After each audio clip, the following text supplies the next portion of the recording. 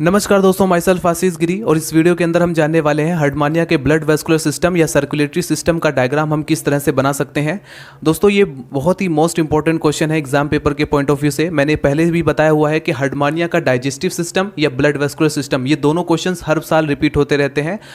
अगर blood vascular system नहीं आता तो डाइजेस्टिव सिस्टम पूछा जाता है, अगर डाइजेस्टिव सिस्टम नहीं आता तो ब्लड वेस्कुलर सिस्टम पूछा जाता है। और ब्लड वेस्कुलर सिस्टम इन दोनों के कंपैरिजन में काफ़ी ज़्यादा मोस्ट इंपॉर्टेंट है। तो इसको एग्जाम पेपर के लिए हमें बहुत अच्छे से प्रिपेयर करना पड़ेगा, क्योंकि लॉन्ग क्वेश्चन में पूछा जाता है। वो डिपेंड करता है कि आपका एग्जाम पैटर्न किस तरह से है। तो इस तरह से ये 7.5 नंबर या 10 नंबर में क्वेश्चन पूछा जाता है।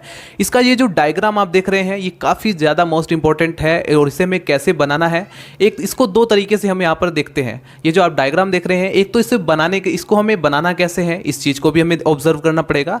दूसरा, इसमें जो ब्लड वेसल्स हैं या इसमें पोजीशन है उसको हमें बहुत अच्छे से समझना होगा। तो एक तरफ तो हमें समझना है और दूसरी तरफ हमें ये भी सीखना है कि डायग्राम हम इसको आसानी से कैसे बना सकते हैं और इसको कितनी बार प्रैक्टिस करना पड़ेगा इस डायग्राम को बनाने के लिए।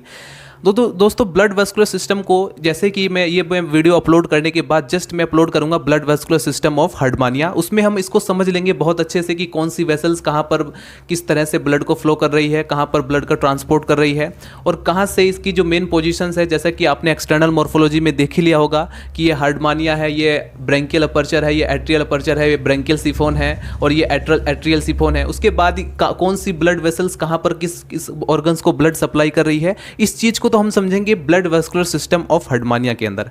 फिलहाल इस वीडियो के अंदर जो हमारा मेन ऑब्जेक्ट है कि ये डायग्राम कैसे बनाएं, क्योंकि स्टूडेंट के लिए सबसे ज़्यादा प्रॉब्लम होती है कि इस डायग्राम को कैसे बनाया जाए स्टार्टिंग में और फिर उसके बाद इसको किस तरह से हम समझ सकते हैं। तो समझेंगे हम ब्लड वेस्कुलर सिस्टम के अंदर और इस वीडियो के अंदर हम इसको बहुत अच्छे से आइए देखते हैं कि कैसे इसको हमें बनाना है, ठीक है। और फिर उसी के अकॉर्डिंग आप प्रैक्टिस करते रहना, बहुत अच्छे से आपका ये प्रिपेयर हो जाएगा।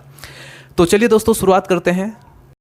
तो आइए दोस्तों देखते हैं किस तरह से हम हर्टमानिया के ब्लड वेस्कुलर सिस्टम का डायग्राम बनाएंगे। स्टेप फर्स्ट में आप इसकी बॉडी की शेप को डिफाइन करने वाली आउटलाइन को आप बनाएंगे। स्टेप सेकंड में आपको इसके अंदर इनर सर्कल बनाना होगा, इसकी आउटलाइन के अंदर जो इनर सर्कल है जैसा कि आप डायग्राम में देख सकते हैं। स्टेप थर्ड में आपको इसकी टेस्ट को सप्लाई करने वाली जो ब्लड वेसल्स हैं उसको बनाना होगा। स्टेप फोर्थ में आप बनाएंगे दोस्तों डोर्सल ब्लड वेसल्स, इसे आप ब्लू पेन से भी बना सकते हैं। फिर उसके बाद स्टेप फिफ्थ में आप देखेंगे जो हार्ट रीजन जो होता है इसका पूरा, जिसके अंदर हिपैटिक रीजन, ये सारा रीजन आप यहाँ पर बनाएंगे। फिर उसके बाद आप posterior branch of ventral aorta, ventral का जो ओर्टा की जो पोस्टीरियर ब्रांच है उसको बनाएंगे। फिर उसके बाद आप पेरीफेरेंजियल वेसल्स को बनाएंगे, जो कि आप देख सकते हैं ब्लू कलर में शो किया हुआ है। एंड फाइनली आप इसमें साइफोनल वेसल्स को भी यहाँ पर बना लेंगे। साइफोनल वेसल्स को बनाने के बाद अब आपको यहाँ पर जो साइड में जो प्रेजेंट होती है टेस्ट वेसल्स, जो कि टेस्ट को ब्लड सप्लाई करती हैं, उन वेसल्स को भी आपको बना लेना है। एंड फिर उसके बाद आप इसका नोमेनक्लेचर कर देना, जैसे कि आप यहाँ पर देखेंगे डायग्राम में। सेम नोमेनक्लेचर करने के बाद आपका डायग्राम कंप्लीट होता है। चैनल को सब्सक्राइब कर लें, इंस्टाग्राम पर भी फॉलो कर सकते हैं। Bye bye, Tata.